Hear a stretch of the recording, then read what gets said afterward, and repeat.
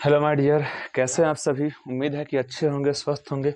आज आपके सामने हम कंजर्वेशन ऑफ मोमेंटम लॉ के बारे में बात करेंगे, लेकिन इससे पहले हम इतिहास के बारे में थोड़ा जान लेंगे ताकि इसके बारे में थोड़ी दिलचस्पी हमारी बनी रहे। ठीक है, आइए इस चैप्टर के बारे में बात करना स्टार्ट करते हैं, जो कि क्लास 9th का बहुत प्यारा टॉपिक है।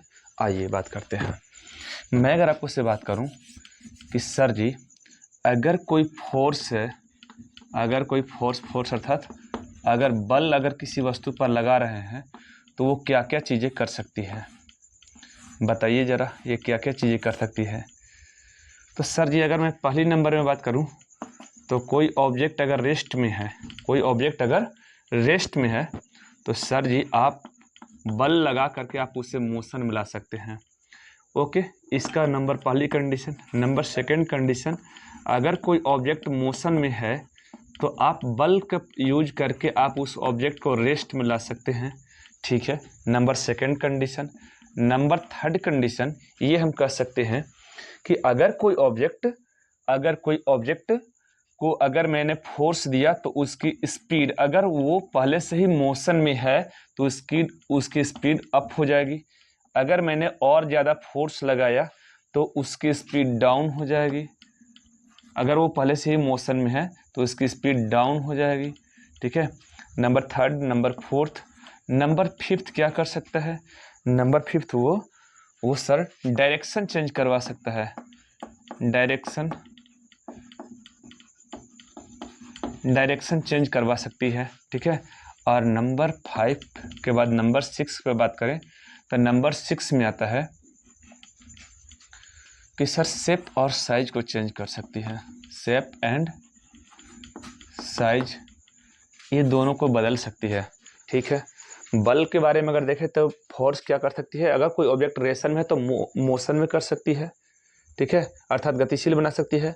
अगर कोई वस्तु गतिशील है तो उसे विरामावस्था में ला सकती है। अगर कोई वस्तु रुकी हुई है, अगर कोई वस्तु पहले से ही अगर वस्तु पहले से ही अगर मोशन में है तो उसको स्पीड को बढ़ाने का काम करती है।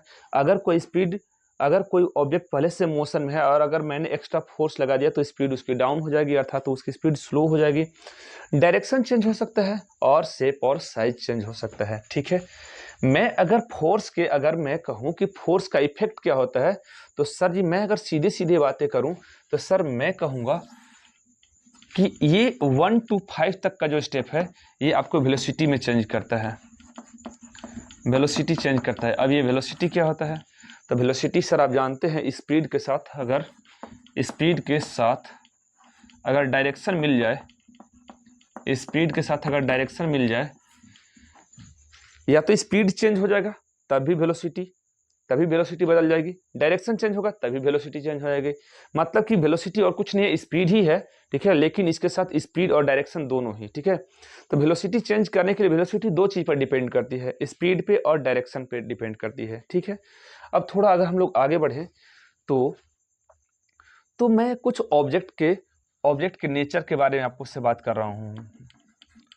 ऑब्जेक्ट्स नेचर, या इसे सिंपल वे में बोले प्यारे बच्चों, ऑब्जेक्ट्स का नेचर्स कहने से अच्छा है कि आप इसका एक प्रॉपर्टी के बारे में बात कीजिए कि ये किस स्टेट में होते हैं, ऑब्जेक्ट किस स्टेट में होते हैं। ठीक है, कोई भी बॉडी किस स्टेट में होता है, तो बॉडी दो ही स्टेट में होता है। देखिए, या तो बॉडी रेस्ट में रही होगी या बॉडी मोशन में रही होगी। लेकिन मोशन का दो टाइप होता है सर, मोशन का भी दो टाइप होता है। पहला कौन सा? मोशन का टाइप में अगर बात करें तो पहला motion uniform motion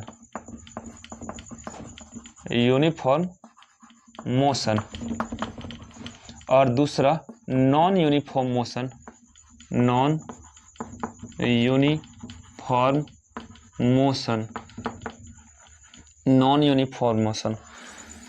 uniform motion को बोला जाता है सेम स्पीड।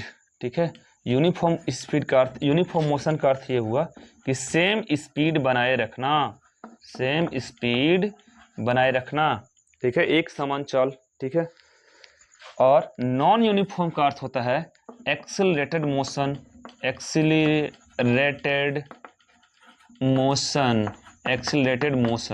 ठीक है, अब आपको बातें समझ में आ गई होगी, ठीक है। ऑब्जेक्ट्स के नेचर या स्टेट दो टाइप के होते हैं। ऑब्जेक्ट जन्मजात, जन्म जिस दिन लेता है तो ऑब्जेक्ट उस दिन या तो रेस्ट में रहता है या मोशन में रहता है, ठीक है। और मोशन के भी दो टाइप हैं भाई, ठीक है। अगर कोई बॉडी यूनिफॉर्म मोशन कह रहा है, अगर कोई बॉडी यूनिफॉर्म मोशन में है तो उसका अर्थ ये है कि सेम स्पीड में है। और अगर कोई बॉडी नॉन यूनिफॉर्म मोशन में है अर्थात एक्सेलरेटेड मोशन कर रहा है, चाहे वो बढ़ रहा है चाहे घट रहा है, तो वो नॉन यूनिफॉर्म मोशन कहलाएगा, ठीक है। अर्थात उसे एक्सेलरेटेड मोशन भी हम लोग कह सकते हैं। तो मेरा आपको से सवाल ये है प्यारे बच्चों, ठीक है, कि अगर ऑब्जेक्ट का यही नेचर है कि वो या तो रेस्ट में रहेगा या वो मोशन में रहेगा, ठीक है, ये या रेस्ट में रहेगा या मोशन में रहेगा, तो क्या इसके लिए उसे एक्स्ट्रा फोर्स की जरूरत पड़ेगी? मोशन में रखने के लिए क्या उसे एक्स्ट्रा फोर्स की जरूरत पड़ेगी? तो सर जी, मोशन में रखने के लिए अगर कोई बॉडी को मोशन में रखना है तो उसे एक्स्ट्रा फोर्स की जरूरत पड़ेगी या नहीं पड़ेगी, ये मैं आपको से सवाल करता हूँ, ठीक है। तो देखिए मैं आपसे बातें कर रहा हूँ, समझिएगा। अगर कोई बॉडी को यूनिफॉर्म मोशन में रखना है, अगर कोई बॉडी को यूनिफॉर्म मोशन में रखना है तो इसके लिए नेट एक्सटर्नल फोर्स की कोई जरूरत नहीं है। ये बैलेंस फोर्स पे ही, ये बिना किसी फोर्स पे ही ये यूनिफॉर्म स्पीड में चल सकता है, यूनिफॉर्म मोशन में रह सकता है। लेकिन अगर कोई बॉडी को नॉन यूनिफॉर्म मोशन अगर देना है, एक्सेलरेटेड मोशन देना है, तो मुझे यहाँ पर अनबैलेंस फोर्स की आवश्यकता पड़ेगी। क्लियर है? फिर से बातें आपको बता रहे हैं, ध्यान से सुनिएगा। यूनिफॉर्म मोशन में अगर किसी बॉडी को रखना है तो वह एक्सटर्नल फोर्स के बिना भी वह सेम स्पीड से गति कर सकती है। और अगर किसी बॉडी को नॉन यूनिफॉर्म मोशन देना है अर्थात एक्सीलरेटेड मोशन करवाना है तो इसके लिए हमें एक्सटर्नल फोर्स की जरूरत पड़ेगी। बाकी यूनिफॉर्म मोशन में चलने के लिए मुझे एक्स्ट्रा फोर्स की जरूरत नहीं पड़ती है, ठीक है। अब ये रेस्ट किया, ठीक है, तो इसका सर एग्जांपल बतला रहे हैं, आप समझिए, ठीक है, कि मैंने एक बॉल को लुढ़काया, बॉल धीरे धीरे स्लो डाउन हो गया जाकर के, ठीक है। पहले बढ़ी होगी लेकिन बाद में वो धीरे धीरे जाकर के स्लो डाउन हो गई और फिर बॉल एंड में रुक गई, ठीक है। तो इसका अर्थ ये हुआ कि मैं टोटल फोर्स को जीरो कर दूं, gravitational force, frictional force, air frictional force, XYZ सारे फोर्स को मैं जीरो कर दूं, तो क्या बॉडी यूनिफॉर्म मोशन में चलेगी या नहीं चलेगी? बताइए, यूनिफॉर्म मोशन में चलेगी या नहीं चलेगी? ठीक है, और अच्छी आपकी बातें कर रहे हैं, ठीक है। जैसे अगर मैं आपको से बातें करूं कि अगर आपके पिताजी या कोई भी व्यक्ति अगर आपको गाड़ी पर एक समान चाल से चल रहे हैं, अर्थात एक समान चाल से चलने का क्या अर्थ है? एक समान चाल से चलने का अर्थ ये है कि सेम इंटरवल ऑफ टाइम में सेम डिस्टेंस को कवर करना, यही तो क्या कहलाता है? यूनिफॉर्म मोशन कहलाता है। सेम इंटरवल टाइम में सेम डिस्टेंस को कवर करना यूनिफॉर्म मोशन कहलाता है। तो इस स्थिति में जितना आपके पिताजी एक्सीलरेशन ले लेते हैं, एक्सीलरेटेड करते हैं, तो वो इंजन एक्स्ट्रा फोर्स, मैंने ये नहीं कह रहा हूं कि फोर्स नहीं लग रहा है, फोर्स लग रहा है, फोर्स यहां भी लग रहा है एक्सीलरेशन लिए, तो वो इंजन जो है सो आपके बॉडी पर, आपके गाड़ी के बॉडी पर एक आगे की ओर फोर्स लगा रहा है, ठीक है, आगे की ओर फोर्स लगा रहा है।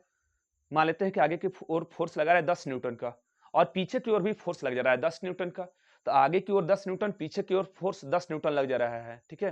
तो इस प्रकार से आगे का फोर्स और पीछे का फोर्स दोनों बैलेंस हो गया। जब आगे का फोर्स और पीछे का फोर्स दोनों बैलेंस हो गया तब इस स्थिति में आपकी गाड़ी सेम स्पीड से मोशन करेगी, ठीक है। क्योंकि क्योंकि वाई क्योंकि क्योंकि कोई भी ऑब्जेक्ट मोशन में है या एक समान स्पीड को बनाए रख रही है, तो इसका अर्थ ये हुआ कि उसके इंजन पर जो आगे का फोर्स लग रहा है और जो पीछे का फ्रिक्शनल फोर्स लग रहा है वो दोनों बैलेंस हो गया, तभी वो 40 किलोमीटर पर आवर की स्पीड से बनाए रखी है। कि आपको मेरी बात समझ में आ रही है? ठीक है, अब यहाँ पर बात कर लेते हैं प्यारे बच्चों रेस्ट पर। कहाँ बात कर लेते हैं? रेस्ट पर। अगर कोई बॉडी रेस्ट पर है तो इसका अर्थ क्या है? अगर कोई बॉडी रेस्ट पर है तो इसका अर्थ ये है, ठीक है, कि सर उस पर नेट एक्सटर्नल फोर्स जीरो लग रहा है। समझाते हैं इसको, बहुत सारे केस आपको समझाते हैं। जैसे ये ग्रीन बोर्ड है, मैंने इस पर पुश किया, ठीक है, तो मैंने इस पर पुश किया तो उसने मेरे फोर्स को रिपेल कर दिया, ठीक है, और इसमें उसने मेरे फोर्स को रिपेल कर दिया, अर्थात मैंने 10 न्यूटन का फोर्स लगाया, 10 न्यूटन को भी दे दिया, तो दोनों कैंसिल हो गए, ठीक है। ऐसी बातें आपको से कर रहे हैं। जैसे मेरे हाथ पे एक चौक रखी हुई है, मेरे हाथ पे जो चौक रखी हुई है तो जितना फोर्स नीचे एक्ट कर रही है ग्रेविटी, मेरे हाथ ने इसे नॉर्मल डायरेक्शन में ऊपर की ओर फोर्स दे दिया, जिसके कारण ये ऊपर का फोर्स और ये नीचे के फोर्स दोनों बैलेंस हो गए और ये मेरे हाथ पे चौक टिका हुआ है, इसमें कोई मोशन नहीं है। ठीक है, अर्थात कोई मोशन नहीं है, अर्थात ये ऑब्जेक्ट रेस्ट में है। ठीक है, अब उम्मीद है कि धीरे धीरे आपको ये बातें समझ में आ रही होंगी। ठीक है, मैं आपको फिर से बातें कर देता हूँ।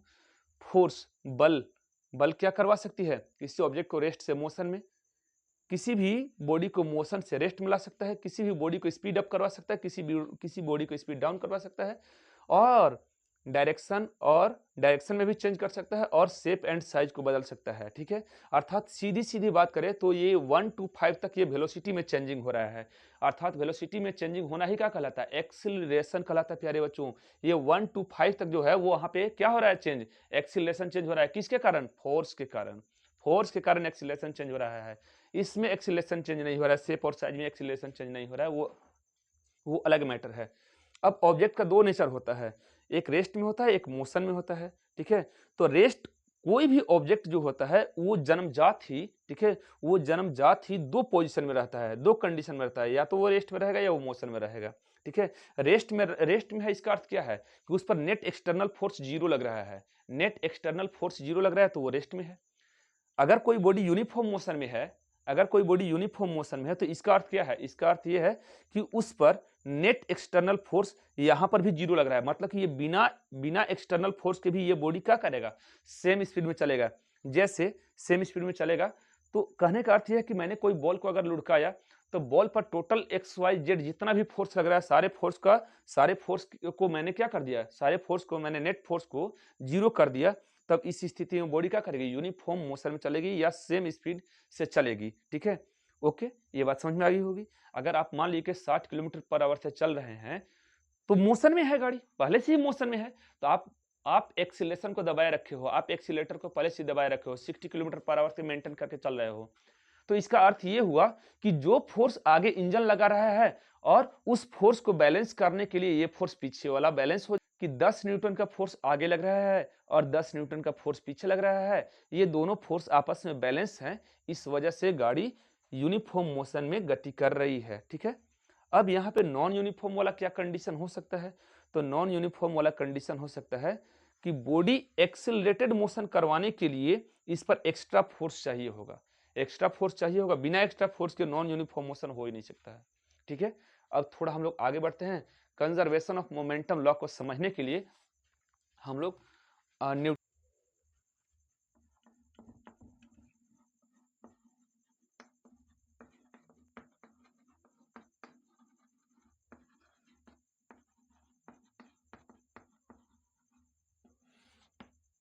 Newton's first law of motion क्या होता है? आपको याद होगा कि Newton first law of motion अगर आप पढ़े होंगे तो आपको याद होगा कि सर जी, यदि कोई वस्तु अपनी गति को बनाए रखना चाहती है, तो यदि कोई वस्तु अपनी गति को बनाए रखना चाहता है, या यदि कोई वस्तु अपनी विरामावस्था में बने रहना चाहता है, तो वह तब तक बने रहेगा जब तक उस पर कोई एक्स्ट्रा फोर्स अप्लाई न किया जाए। कि आपको मेरी बात समझ में आई? यही है न्यूटन गति का प्रथम नियम। ठीक है, कि जब कोई बॉडी पर एक्स्ट्रा फोर्स नहीं लग रहा हो, तो वह यूनिफॉर्म मोशन में गति करते रहेगी, वह यूनिफॉर्म मोशन में गति करेगी, या तो वह रेस्ट के पोजीशन में रहेगी। ठीक है, क्लियर है? अब हम लोग Newton second law of motion के बारे में बात करते हैं। ठीक है, Newton's second law of motion. Newton second law of motion क्या होता है? अब आइए इस पर बात विचार कर लेते हैं कि न्यूटन गति का दूसरा नियम क्या कहता है। तो न्यूटन गति का दूसरा नियम कहता है कि संवेग में परिवर्तन की दर वस्तु पर लगाए गए बल के समानुपाती होता है। ठीक है, संवेग में परिवर्तन की दर वस्तु पर लगाए गए बल के समानुपाती, में परिवर्तन की दर वस्तु पर लगाए गए बल के समानुपाती होता है। संवेग में परिवर्तन की दर वस्तु पर लगाए गए बल के समानुपाती होता है। तो जो बल होता है, जो फोर्स होता है, वह उसके संवेग में परिवर्तन के जो फोर्स होता है उसके द्वारा वस्तु पर लगाए गए बल के समानुपाती होता है। फिर आप इस यहाँ पर ये देखते हैं कि अगर फोर्स अप्लाई करते हैं तो ऑब्जेक्ट जो है, वस्तु जो है, उसके मोमेंटम में चेंजिंग होगा, मोमेंटम बदलेगा। अर्थात जैसे अगर आपको उससे बात करें कि कोई ऑब्जेक्ट है, इस पर फोर्स अप्लाई करोगे तो इसका फाइनल मोमेंटम P2 हो जाएगा और इनिशियल मोमेंटम P1 हो जाएगा और ये टाइम लेगा T। मतलब कि यहाँ पर मोमेंटम चेंज हो रहा है और जब इसे टोटली क्लियर करोगे तो यही रिजल्ट आएगा। ठीक है, आपके सामने फिर से यही रिजल्ट आएगा प्यारे बच्चों।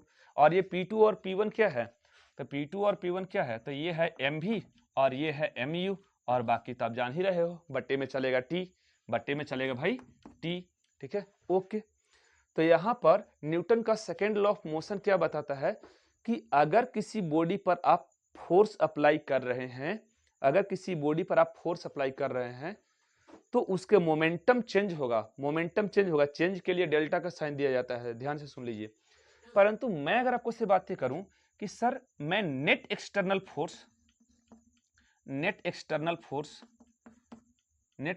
फोर्स अगर मैं, ठीक है, एफ नेट एक्सटर्नल फोर्स अगर मैं जीरो कर दूं, मैंने जो नेट फोर्स लगा रहा है मैं उस नेट फोर्स को जीरो कर दूं तो मुझे संवेग में क्या चेंजिंग मिलेगा, तो मुझे मोमेंटम का वैल्यू जीरो मिल जाएगा।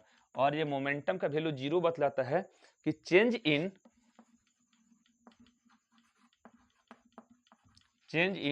टोटल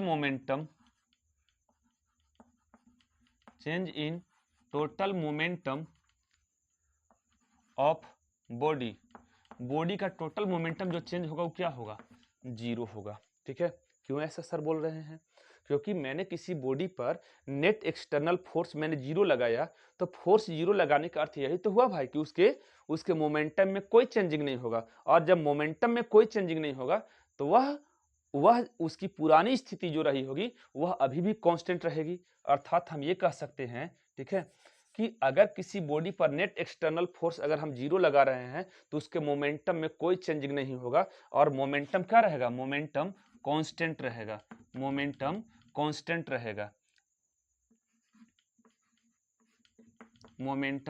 कांस्टेंट रहेगा, जो है वही के वही रहेगा, नहीं चेंज होगा। ठीक है, इसे हम सरल शब्दों में आपके सामने बातें कर रहे हैं। देखिए ये सरल शब्द क्या है उसे बहुत आसानी से आपको समझाने की कोशिश कर रहे हैं।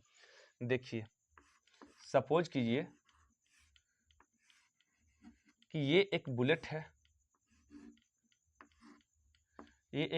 है, माफ कीजिएगा, ये एक पिस्टन है और ये एक बुलेट है। ठीक है, तो इसको एक सेट में अगर हम देखें, कि मैं नेट एक्सटर्नल फोर्स इस पे F net external force is equal to zero, मैं इस पे बाहर से कोई फोर्स अप्लाई नहीं कर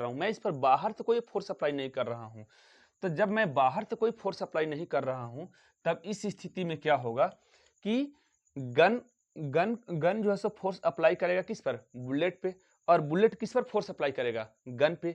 तो दोनों का इंटरनल, क्योंकि यहाँ पर Newton third law of motion आप जानते होंगे कि एक्शन एंड रिएक्शन होता है, तो अगर गन जो है वो बुलेट पे फोर्स अप्लाई करेगा तो बुलेट भी जो है सो गन पर फोर्स अप्लाई करेगा और इन दोनों का डायरेक्शन अलग अलग होगा। तो यहाँ पे अगर हम लोग देखें तो ये दोनों ही फोर्स आपस में कैंसिल हो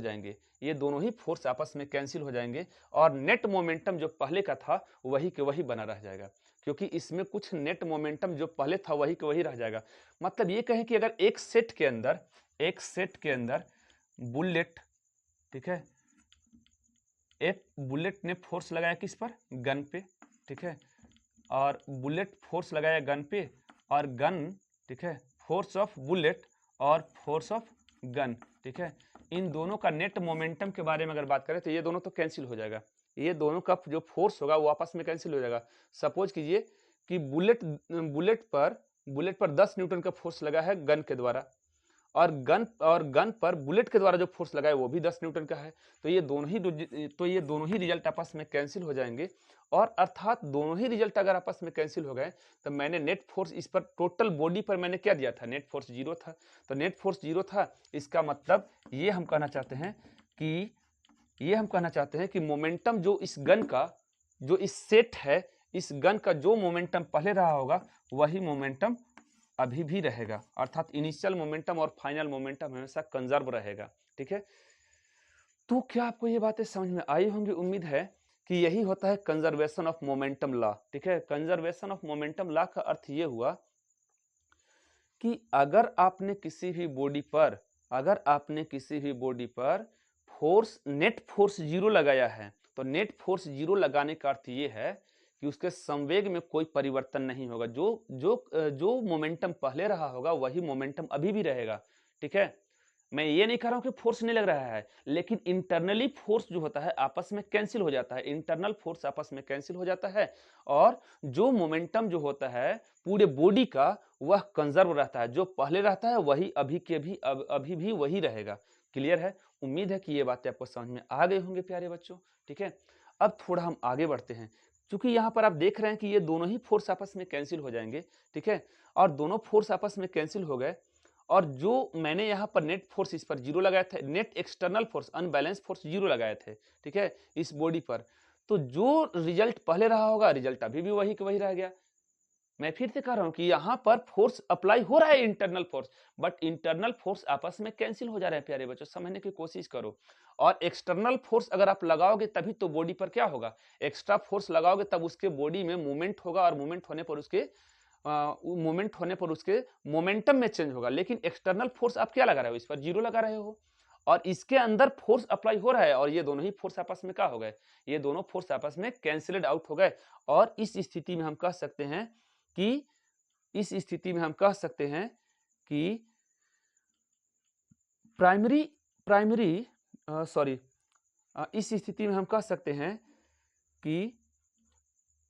इनिशियल मोमेंटम और फाइनल मोमेंटम हमेशा कंजर्व रहेगा, कांस्टेंट रहेगा। ठीक है, क्लियर है? अब इसका रिजल्ट कैसे लाया जाता है, उस रिजल्ट पे हम आपके सामने बातें कर लेते हैं। ठीक है, तो उम्मीद है कि यहां पर आपको फिर से हम बातें कर देते हैं। Newton first law of motion क्या बोलता है कि यदि कोई बॉडी अगर मोशन में है और यदि कोई बॉडी रेस्ट में है, तो आप उस पर एक्स्ट्रा फोर्स लगाने की जरूरत नहीं है। वह ऑलरेडी अपने मोशंस को या रेस्ट के पोजीशन को बनाए रखेगा। ठीक है, क्योंकि इसमें इनर्शिया का गुण आ जाता है। ठीक है, कि यदि कोई वस्तु गतिशील है तो वह गतिशील रहना चाहती है, और यदि कोई वस्तु विरामावस्था में है तो वह विरामावस्था में ही रहना चाहती है। क्लियर है?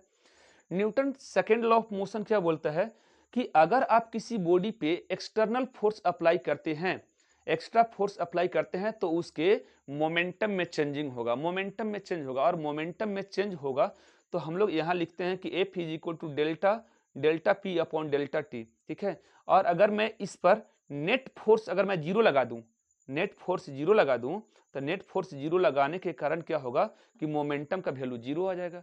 तो मोमेंटम का वैल्यू जीरो आ जाएगा, तो जो पहले मोमेंटम था वही के वही मोमेंटम रह जाएगा। ठीक है, अर्थात मोमेंटम कांस्टेंट हो जाएगा, कंजर्व हो जाएगा। ठीक है, तो यहाँ पर आपको बात समझ में आ गई होगी। तो अब हम बढ़ते हैं, Newton third law of motion क्या होता है? Newton third law of motion होता है कि एक्शन एंड अपोजिट रिएक्शन। ठीक है, तो एक्शन एंड अपोजिट रिएक्शन होता है, तो इस स्थिति में क्रिया और प्रतिक्रिया बल इसे कहा जाता है हिंदी में। ठीक है, अब थोड़ा हम लोग आगे बढ़ते हैं, इस संवेग संरक्षण के सिद्धांत को प्रूव कर देते हैं। ठीक है,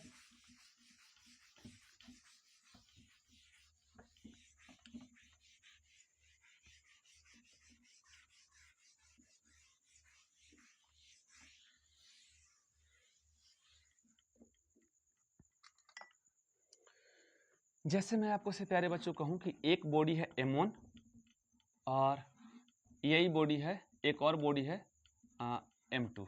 ठीक है, इसकी इनिशियल वेलोसिटी है U1 और इसकी इनिशियल वेलोसिटी है U2। U1 की वेलोसिटी ग्रेटर है U2 से। ठीक है, तो ये फर्स्ट केस हुई, और ये सेकेंड केस पे अब आपको से बात कर रहे हैं। अब ये दोनों ही, अब ये बॉडी इससे जाकर के कॉलिजन कर जाएगा, टकरा जाएगा। ठीक है, तो ये अलग बॉडी नहीं है, ये दोनों एक ही बॉडी है। तो ये हो गया M1 U1, ये हो गया M2 U2, ये दोनों बॉडी T टाइम्स पर टकरा गए। ठीक है, अब ये हो गई सेकेंड केस। अब आ जाते हैं थर्ड केस पे। ठीक है, तो थर्ड केस में अगर आप उससे बातें करूं तो इसकी वेलोसिटी इधर थी और ये इधर चल रहा था, ऐसा मान लेते हैं। अब ये M1 है और ये बॉडी M2 है, ये M1 है और ये M2 है। क्लियर है? अब अगर हम लोग देखें तो M1U1 ये M2U2, ठीक है। अब ये इधर चल रहा है और ये इधर चल रहा है, ठीक है। ओके, अब हम यहाँ पर अप्लाई करते हैं, ठीक है, law of conservation of momentum, ठीक है, कि उसको कैसे यहाँ पर हम लोग इसको प्रूव करते हैं। फॉर्मूला बनाने क्वेश्चन बनाते समय ये फॉर्मूला बहुत ज़्यादा जरूरी पड़ता है। तो कहा जाता है कि टक्कर के पहले का संवेग और टक्कर के बाद का संवेग दोनों कांस्टेंट होता है, बराबर होता है, जैसा कि हम लोग देखे थे, ठीक है। अभी हम लोग गन और बुलेट वाला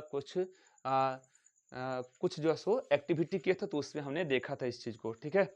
अब आप आइए यहाँ पर, तो यहाँ पर अगर हम देखते हैं कि इसकी वेलोसिटी क्या है, इसकी वेलोसिटी u1 है, इसकी वेलोसिटी u2 है, ठीक है। अब थोड़े समय के बाद ये बॉडी इससे जाकर के टकराएगा, तो ये इसने फोर्स इस पर लगाया, इसने फोर्स इस पर लगाया, ठीक है। ओके, तो यहाँ पर अगर हम लोग देखें कि वेलोसिटी में आखिरकार चेंजिंग कितना हुआ, तो वेलोसिटी में इसकी, सॉरी माफ कीजिएगा, ये कॉलिजन के बाद इसकी वेलोसिटी v1 हो जाएगी और कॉलिजन के बाद इसकी वेलोसिटी v2 हो जाएगी, ठीक है। ओके, तो अब अगर हम यहाँ पे देखें तो आखिरकार इसमें कितना चेंजिंग आया, तो चेंजिंग आया, ठीक है, क्योंकि ये गति में थे, अगर गति में थे तो इसमें कितना चेंजिंग आया। और चेंजिंग आने से पहले आप यहाँ पे ये भी देखिए कि ये दोनों बॉडी अगर आपस में टकरा रहा है, तो सपोज कीजिए ये बॉडी 1 है और ये बॉडी 2 है, तो F12, ठीक है, 1 ने फोर्स लगाया 2 पर, ठीक है। अब ये बॉडी है 2 और ये बॉडी है 1, तो F21 माने कि दूसरी बॉडी ने पहली बॉडी पर क्या लगाया, फोर्स लगाया, ठीक है। तो यहाँ पर अप्लाई कर देते हैं हम लोग क्या चीज, Newton's third law of motion, ठीक है। Newton third law of motion का यूज करते हैं। तो यहाँ पर देखें तो ये दोनों फोर्स, चूंकि ये भी लगाया, तो दोनों ही फोर्स आपस में कैंसिल हो जाएंगे, but F is equal to क्या होता है प्यारे बच्चों, ma, ठीक है।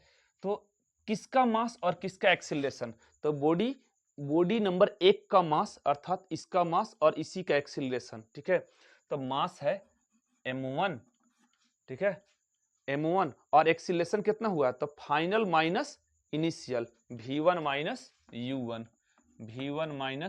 u1 और बटा में t, क्योंकि t टाइम्स पे दोनों क्या हुए थे, t टाइम्स पे दोनों ही कॉलिजन किए थे, ठीक है।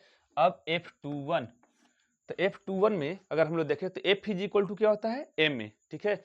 F is equal to formula होता है ma, मा, F इज इक्वल टू मा।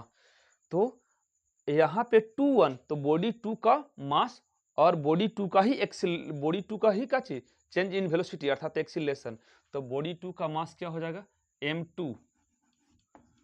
m2 और ये हो जाएगा v2 माइनस u2 और अपॉन में t, टाइम से टाइम कैंसिल हो जाएगा क्योंकि सेम टाइम पे ही दोनों कॉलिजन किए थे, तो मैंने इसे कैंसिल कर दिया। अब m1 को मैं v1 से मल्टीप्लाई करा दूं और m1 को मैं u1 से मल्टीप्लाई करा दूं, ठीक है। m1 को मैं v1 से, m1 को मैं u1 से।